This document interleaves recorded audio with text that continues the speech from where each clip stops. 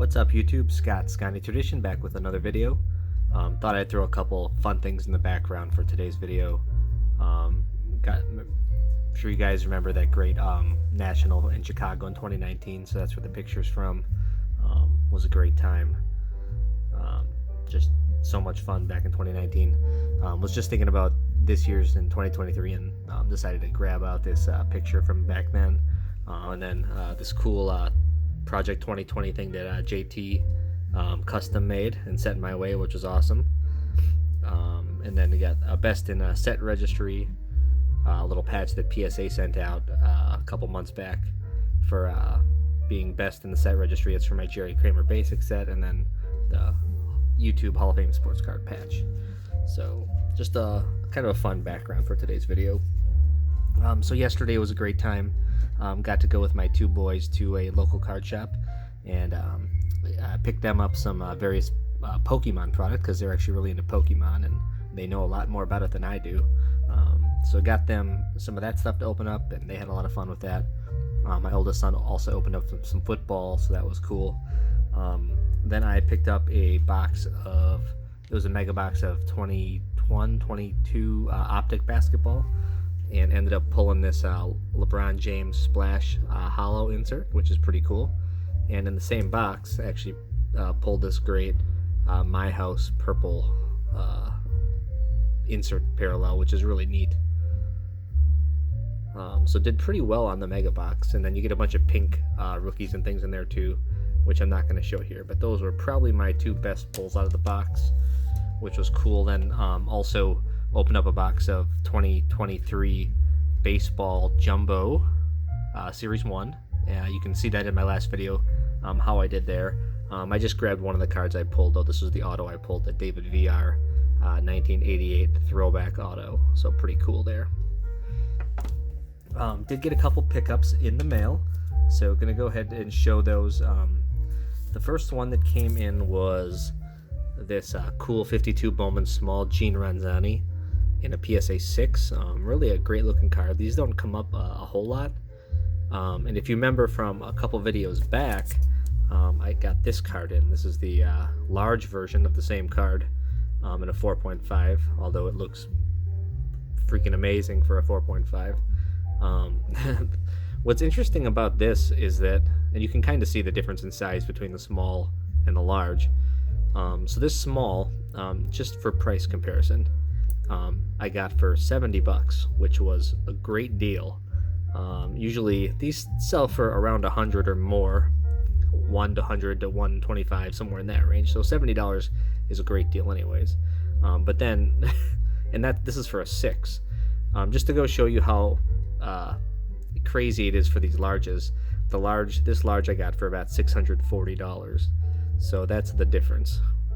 This is rated a 6, and it's 10 times less expensive than this 4.5. Just goes to show you the extreme difficulty in picking up these large short prints like this from 52 Bowman Large.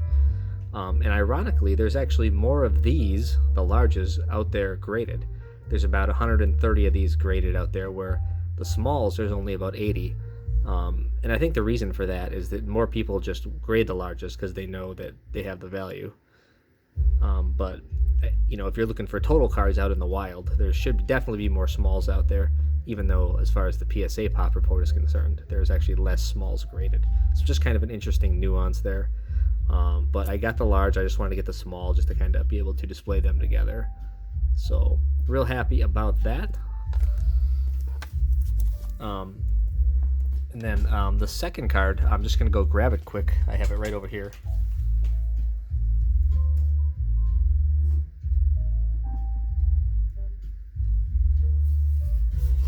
Of course, leave it to me to start a video without actually having all my cards in hand. But here we go. Here is a 1999 Fleer Focus Donald Driver rookie card. And you can see he's number 13 on this card for some reason. I'm still not sure why that is. Maybe he had that number early in training camp or something like that. But of course he was number 80 for the rest of his career. You know, one of the Packers all-time leading receivers. I think he does lead in overall in yards. He played for the Packers for many years. And I actually already had this card two in a different variety. This is the Fleer Focus regular version here. I have this one in a PSA 10, only pop 2, so these are extremely hard. As you can see, the green and black backgrounds are so prone to chipping, and it's almost impossible to get a 10 on these cards. These base versions are numbered out of 3850, as you can see there. And again, only pop 2 for this one, but usually only a couple of these come up a year, maybe anywhere from 2 to 3 per year will pop up. And these are the stealth green version, numbered out of 300. So definitely harder to find, and you can take a look at the borders there. You can see how these cards chip. Little chipping on the corner up there as well, the other corner. This one's graded an 8.5, but these are pretty scarce. BGS has only ever graded 5 of these, and this is one of the 5. PSA is only graded 13, so just kind of for comparison. These just do not come up a lot. Got the opportunity to buy it, and I got it at a great price, so was able to pick up this one and Ronzani on the same night for just really, really good prices. There's some awesome prices out there to be had right now if you guys are just paying attention out there. So that is all I got for this video. Really excited. Got 2 more pickups coming in probably in the next week or so, and what it allowed me to do was to complete one of my team sets I'd been working on in my vintage football collecting. So been really working on it for the last 5 years. I had wanted to do the entire set in PSA 8, but the 8s are just insane. As you know, high grade vintage has really gone crazy, and I just didn't want to pay the price for non-rookie cards for those 8s. They are short prints, but they're non-rookie cards. So I did pick them up in 7s, and I'll be really, really excited to share kind of the whole set with you guys in my next video. So really excited to get those in, coming up soon. With that being said, that's all I got for you. Gonna watch a little All-Star Game NBA action tonight. Kind of a lull in sports now that football season's over. I do have the Milwaukee Bucks to kind of keep me company there on a 12-game winning streak, so that's awesome.